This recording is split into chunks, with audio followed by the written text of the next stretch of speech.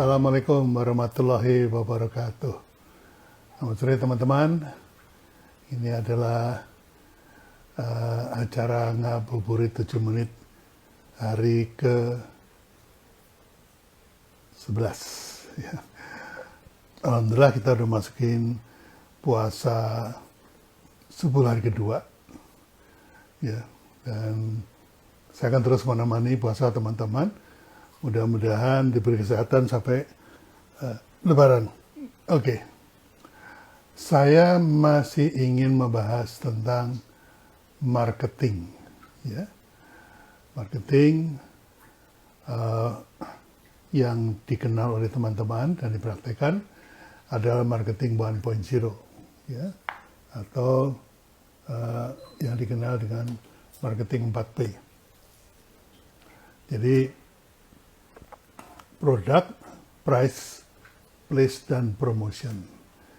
Jadi marketing mix yang berpegang atau berpedoman kepada produk, yang kemudian harga, kemudian distribusi, dan terakhir adalah promosi atau iklan. Ya. Nah, rata-rata teman UKM itu hanya mengedepankan dua hal. Yang pertama produk, yang kedua adalah price. Ya. Jadi ini adalah suatu kebiasaan, dan itu menurut saya dari pengalaman saya 6 tahun terakhir menemani teman-teman UKM, yaitu yang dikedepankan. Nah, ini yang kemudian saya sebut sebagai marketing 1.0.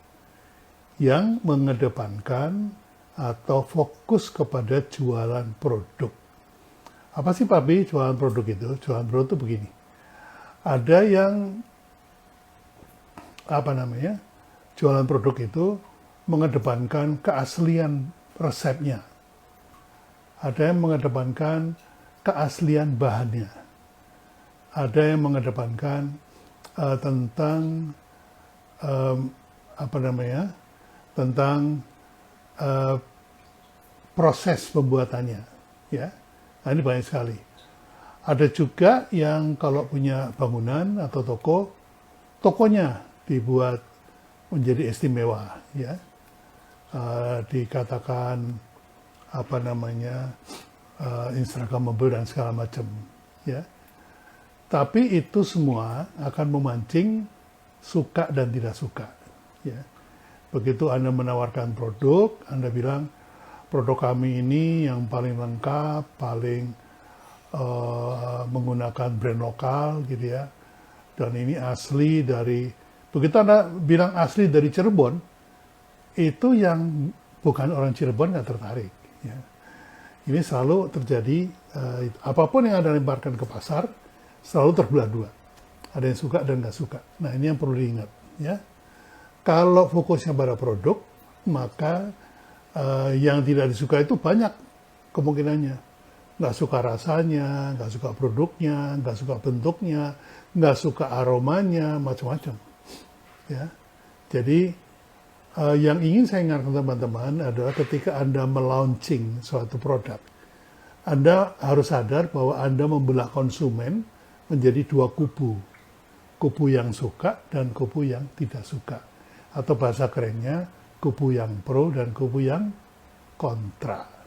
Nah, ini memang perlu diwaspadai dan perlu dilakukan sesuatu agar supaya kontra menjadi pro dan yang pro menjadi semakin mendukung kita. Nah, ini sudah masuk ke dalam teori issue management. Tapi itu mau tidak mau saya harus bilang ke teman-teman, itu resikonya kalau Anda menggunakan produk as a hero. Ya.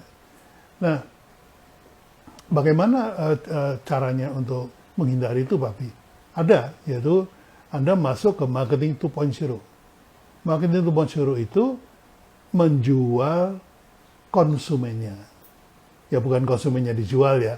Maksudnya kebiasaan konsumen atau perilaku konsumen atau ritual konsumen itu dipakai untuk kemudian jualan. Nah, ini yang harus Anda ketahui. Dan ketika Anda sudah mulai fokus pada konsumen, barulah disebut bahwa ini adalah brand.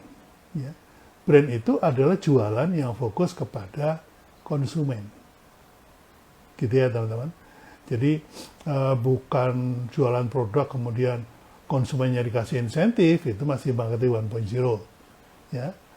Nah, tentunya lebih advance lagi kalau Anda juga belajar tentang marketing 3.0 dan marketing 4.0. Apa itu Pak Abi?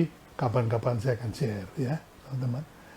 Nah, Anda nggak usah khawatir kalau misalnya Anda sulit Pak Pi, nggak ngerti Pak Pi. Ya kalau teman-teman udah ikut workshop sih ngerti ya.